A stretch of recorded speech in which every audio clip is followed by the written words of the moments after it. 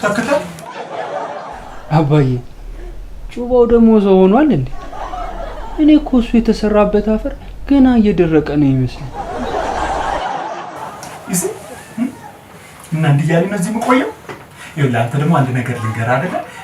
ገና ሃይስኩል እንደጀመርክ ስለሆነ ያቆምከው ብዙም ማታውቀው ነገር አለ።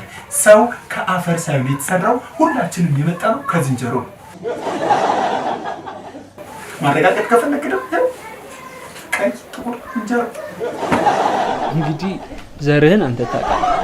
እኔ ግን ዝንጀሮነትን አምኖ መቀበል በጣም ነው የሚከብደኝ። ምንድነው? ይኸው ወንድምሽ አንዴ ዝንጀሮ ነኝ አሁን ደግሞ ዶሮ ሆኛለሁ ካልተገነጠልኩ እያለልሽ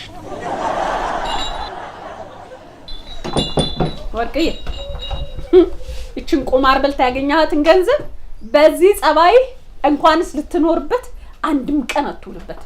አርፈህ ብትቀመጥ ይሻላል። ተይ ረዱ።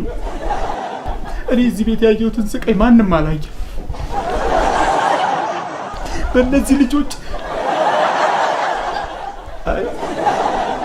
በእነዚህ ልጆች የተሰቃየሁትን ስቃይ እማዬ እንኳን አልተሰቃየችው። የማዬን ስብ በከንቱ አታንሳ። ደግሞ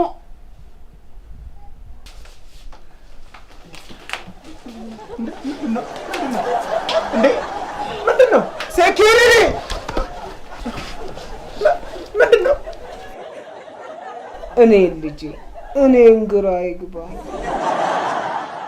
ይኸውልህ እነዚህን እኔ ስለገዛሁልህ ባያቸው ቁጥር ውለታዬን እያሰብክ እንዳትተክዝብኝ ብዬ ነው።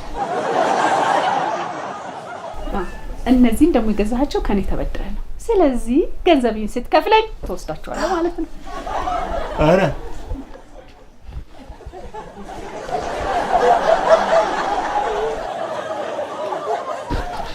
ይጥቀማችሁ። ብሉት፣ እሺ ብሉት።